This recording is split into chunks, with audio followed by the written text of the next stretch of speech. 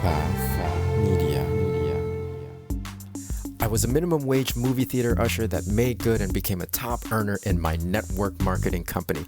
Now, after 16 plus years in the profession, I'm finally teaching myself how to leverage the internet with online marketing and social media marketing to continue to grow and expand my business. My name is Ronnie Cruz, and this is Path of the Network Marketer. All right, welcome back to the show. Thanks for tuning in. Today, we're going to continue our conversation on content creation and talk about audience, right? Talk about audience. Again, I think the friction point at the beginning, right? Like the thing that holds people back from really diving in is the misconceptions that we have of content creation and how it works, its purpose and its intention. We are exposed to these influencers who have massive followings and are doing very, very creative things and are doing unique things and are showing, it's a very creative process. Understand, we don't have to copy those things, right? That's not necessarily, just because they have 1 million followers doesn't mean that's the only way to build 1 million followers. Again, there's a misconception that we unconsciously carry about content creation and being an influencer online. And so, as you're creating content, like we talked about last episode, make it uniquely about your journey and your story, and be authentic about sharing that. However, whatever level of vulnerability you're comfortable with, vulnerability and openness you're comfortable with, and really make sure that you remind yourself as you're creating content and publishing every day that the intention and the purpose isn't to go for that viral hit, right? Let's really focus on longevity and on consistency, and that's what's going to grow our audience. Because if you're really just creating content to be viral, then it's going to have much less substance and much less effectiveness and engagement in terms of people connecting with your presence, with your content, and therefore with your presence, and then therefore your influence, right? So you want to build the influence, not just something that's going to catch people's attention in the moment, right? Because that's fleeting, right? We all know that viral trends last all of,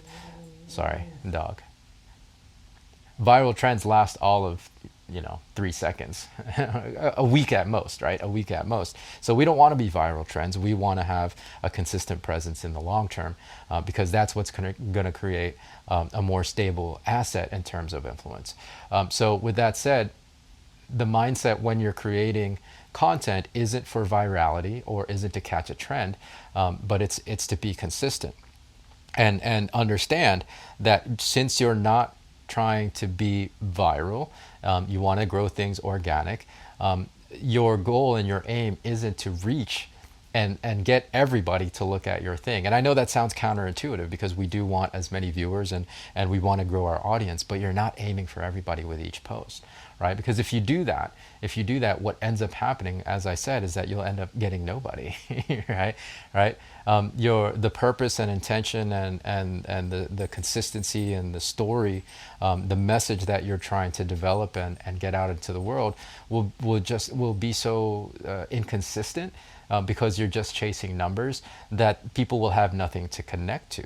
So it's more important to show up consistently with your message, with your story, with your authenticity and uniqueness and your vulnerability, than it is to go for viral hit that in hopes that you'll get everybody.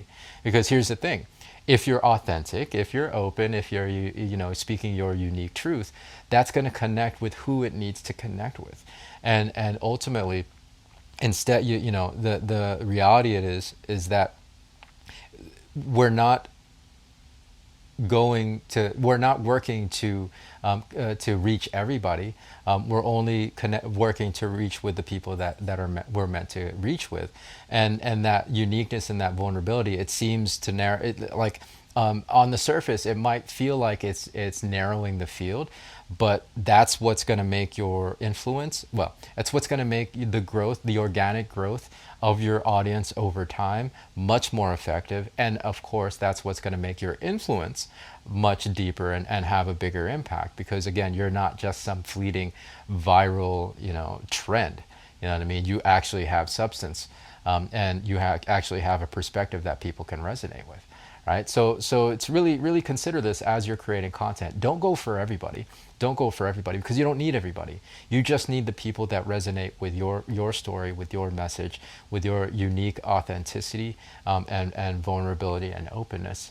And that's what's going to be a home run, right? If you do that every day, if you show up every day on whatever platform you chose, that's going to build you a strong audience, and you'll have a rapport and a relationship with that audience where you'll be able to leverage that influence in any way, shape, or form that you choose, right?